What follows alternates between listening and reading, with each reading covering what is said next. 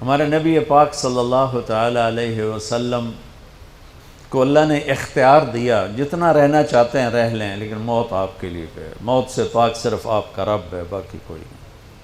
29 صفر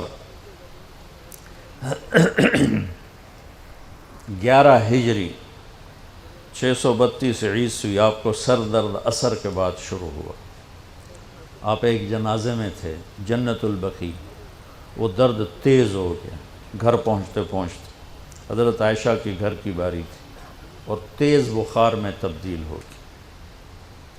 تو یہ مہینہ 29 کا تھا، 29 دن یہ اور 12 دن اگلے، 13 دن آپ نے بخار اور سر درد میں گزارے، اور اسی بیماری میں جا کے نمازیں پڑھاتے تھے۔ آپ کے جانے میں 5 دن باقی تھے تو آپ کا بخار بہت تیز ہو گیا، تو آپ نے فرمایا کہ مجھے 7 کنوؤں کا پانی لا کر غسل دو۔ تو 7 مشکاں وڈیاں وڈیاں بھر کے لے آندیاں صحابہ نے، الگ الگ کنواں تو حضرت عائشہ کے گھر میں ٹپ نہیں تھا، تو حضرت حفصہ کے گھر سے ٹپ منگوایا گیا۔ آپ تہمت باندھ کے اس میں بیٹھے اور ایک ایک مشک آپ پر ڈالتے گئے تو اس سے پانی سے بخار کا زور ٹوٹ گیا، تو آپ نے پٹی باندھی سر درد کی وجہ سے، اور حضرت علی اور فضل بن عباس رضی اللہ عنہما علیہم السلام، ان کے کندھوں پر ہاتھ رکھے ہوئے آپ مسجد میں تشریف لائے۔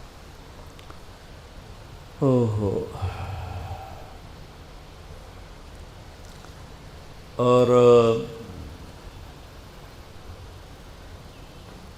مسجد بھری ہوئی تھی، آپ نے ایک چھوٹا سا بیان دیا، وہ آپ کو سنانا چاہتا ہوں۔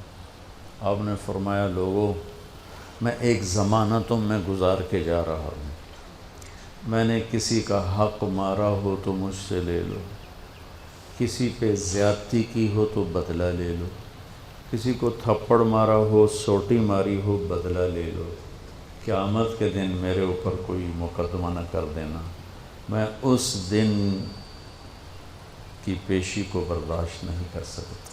جن کے طفیل لوگوں کی پیشیاں معاف ہو جائیں گی، جن کے طفیل حساب شروع ہوگا، جن کی طفیل کروڑوں اربوں گناہ گار ان کو معافی ملے گی، وہ امت کو کیا پیغام دے کے جا رہے ہیں کہ جب میرے ذمے کوئی ہے تو ہون لے لو، اتھے نہ منگیا جی۔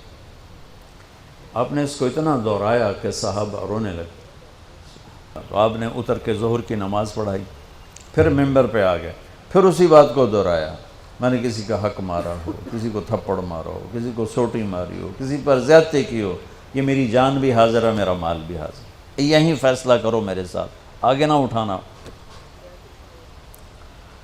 ایک آدمی کھڑے ہو گئے، یا رسول اللہ، آپ نے میرے 3 روپے دینے۔ آپ نے فرمایا، ضرور دینے ہوں گے پر مجھے یاد نہیں، ذرا یاد تو کراؤ۔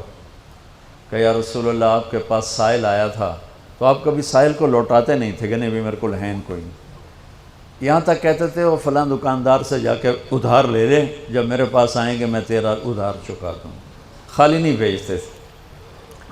تو کہنے لگے، یا رسول اللہ، سائل آیا تھا، آپ کے پاس تھے نہیں، آپ نے مجھ سے پوچھا تیرے پاس کچھ ہیں؟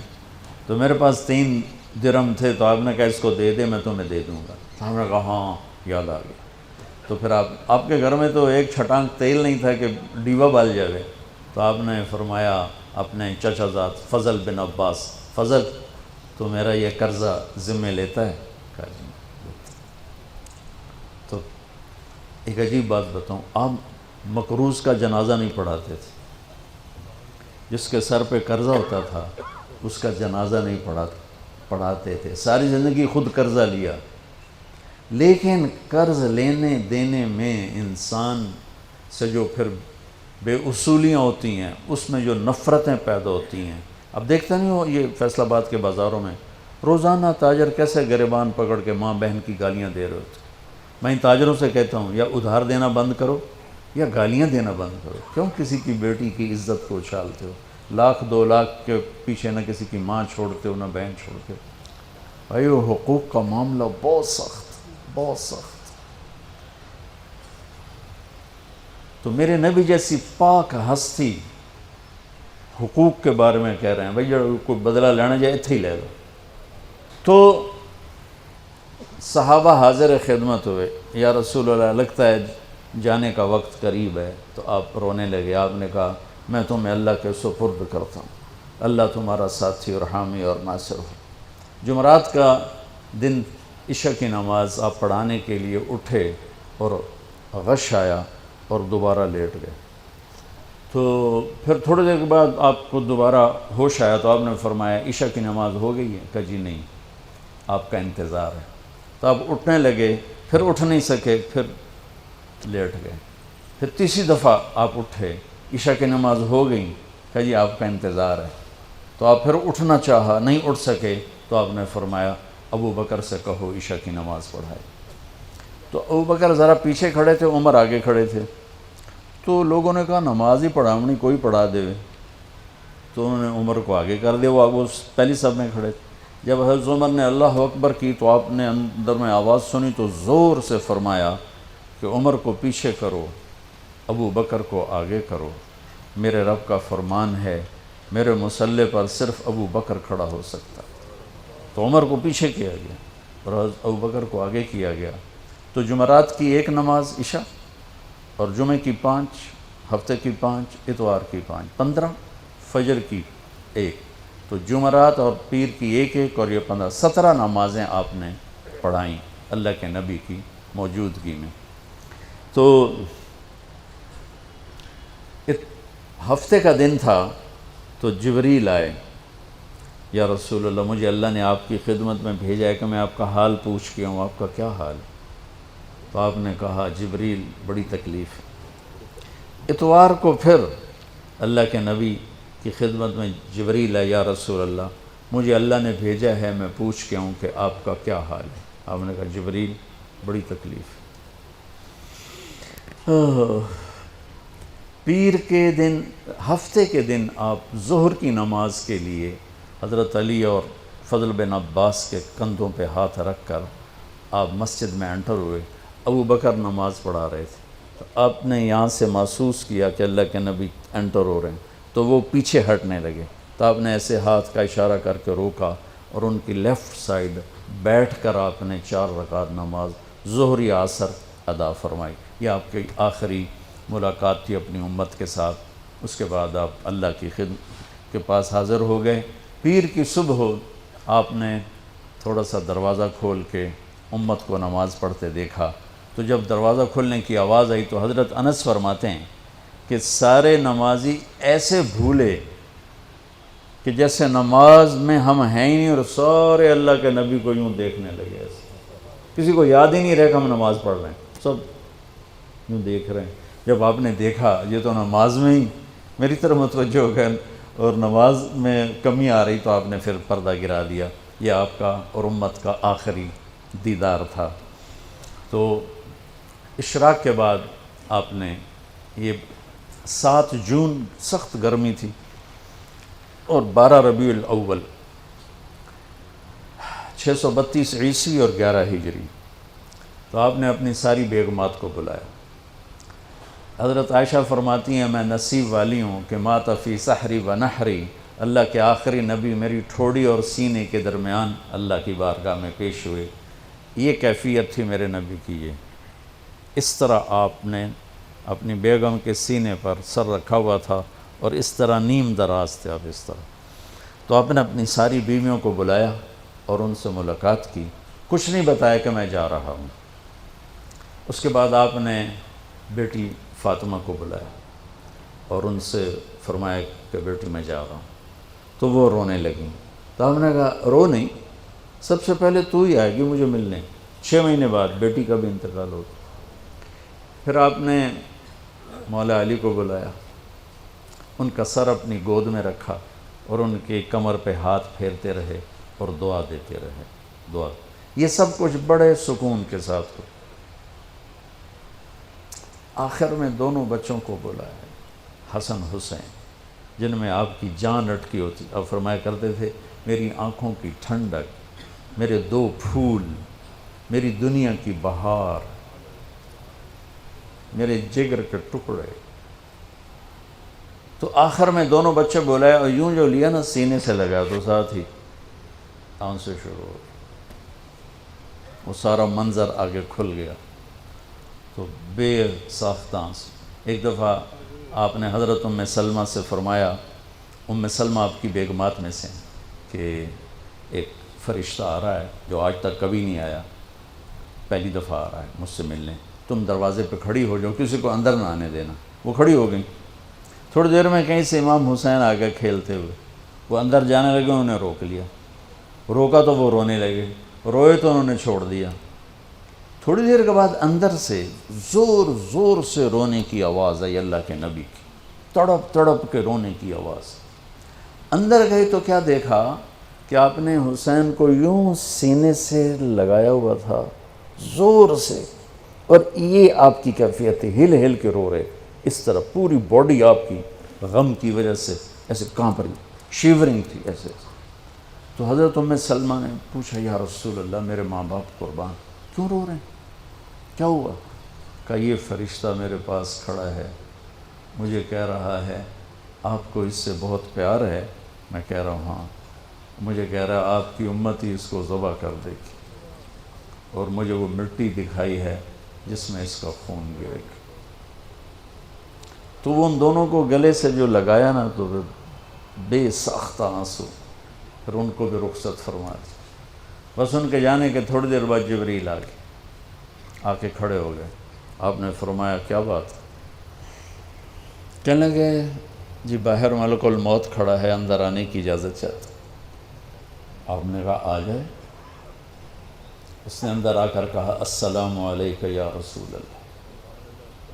پھر کہنے لگا یا رسول اللہ آپ پہلی ہستی ہیں جنہیں میں سلام کر رہا ہوں، میں نے کبھی کسی کو سلام نہیں کیا. پھر کہنے لگا یا رسول اللہ آپ پہلی ہستی ہیں جن کے بارے میں اللہ نے فرمایا پوچھ کے اندر جائیں، ایویں نہ وڑ جائیں، اجازت ملے تو جانا ورنہ واپس آ جانا. یا رسول اللہ آپ پہلی ہستی ہیں اللہ نے فرمایا آنا چاہیں تو لے آنا. ہو کیا دربار ہے، کیا مقام ہے. موت بھی اجازت منگتی پہ، اور رہنا چاہیں تو چھوڑ کے آ جانا. عیش معاشیت میرے محبوب آپ جتنا زندہ رہنا چاہتے ہیں آپ کو اجازت. تھوڑے واسطے 63 سال کی کوئی قید کوئی نہیں، تھوڑی اپنی مرضی. تو آپ نے پوچھا اگر میں تمہیں اجازت دے دوں تو میری جان بھی نکالو گی؟ کہ جی رسول یہ تو اللہ کا امر ہے، میری کیڑی اوقات. تو آپ نے جبریل کو دیکھا. اب ذرا میری آنکھوں کو دیکھو. تو آپ نے یوں کیا. یہ بھی سوال ہوتا کی صلاح ہے، تو بجائے منہ کے آدمی پوچھتا ہے یہاں سے سوال کرتا. آنکھیں بھی بہت کچھ کہہ دیتی ہیں، بہت کچھ سنا دیتی ہیں. تو آپ نے یوں کیا. تو وہ سمجھ گئے کہ اللہ کے نبی کہہ رہے ہیں تیری کی صلاح ہے. تو انہوں نے عرض کہ ان ربک الیک لمشتاق. یا رسول اللہ آپ کی ملاقات کے شوق میں بیٹھے، بڑے شوق میں ہیں اللہ آپ کی ملاقات. بھائیو مانگا کرو یا اللہ وہ موت دے کہ تو ہماری ملاقات کے شوق میں ہو، ہمیں مردود نہ کر دے بلکہ ہمارے لیے اپنی رضا کے دروازے کھول دے. اب سنو ایک بات. آپ نے فرمایا جبریل واپس جاؤ، اللہ سے پوچھ کے آؤ میرے بعد میری امت کے ساتھ کیا کر. حسن حسین کو دیکھ لیا ہے کیا ہونے والا ہے، ان کے لیے کچھ بھی نہیں مانگا، ان کو قربانی بنا دیا، اپنی اولاد کو قربانی بنا دیا، ان کو ذبح ہونے کے لیے چھوڑ دیا.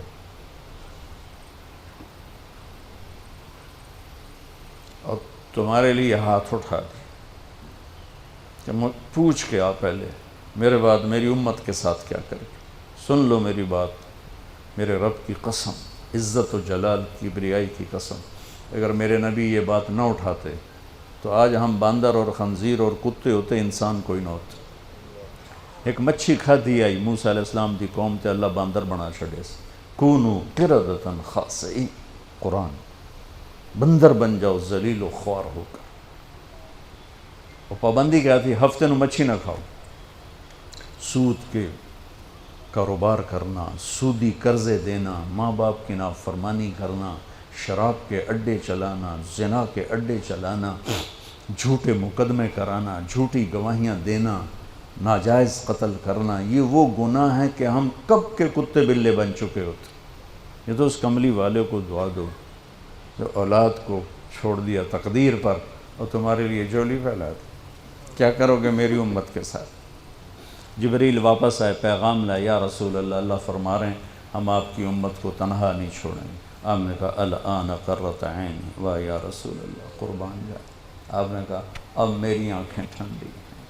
اللہم الرفیق الاعلی، یا اللہ ہوں بلا میں آمن تیار. وہ جو چند لمحے تھے اس میں پھر آپ نے امت کو وصیت فرمائی، الصلاۃ، میری امت نماز نہ چھوڑنا. 90% لوگ نماز چھوڑ گئے. وما ملکت ایمانکم، اپنے نوکر، ملازم، غریب ان پہ ترس کھانا، فرعون نہ بننا. حقوق اللہ، حقوق العباد. حقوق اللہ میں نماز سب سے اعلیٰ، حقوق العباد میں غریب سب سے اعلیٰ. تو ان کو سمیٹ کر پورا دین بتا دیا. الصلاۃ، میری امت نماز نہ چھوڑنا. وما ملکت ایمانکم، اپنے نوکر چاکر، نوکرانیاں، غریب لوگ ان پہ رحم کرنا. انہی دو باتوں کو اب دہرا رہے تھے. پھر آواز کمزور ہوئی تو کہا الصلاۃ، الصلاۃ، الصلاۃ، نماز، نماز. پھر آخری لفظ سے اللہم الرفیق الاعلی، مولا تیرا ساتھ چاہتا. اور اللہ کا امر پورا ہو گیا.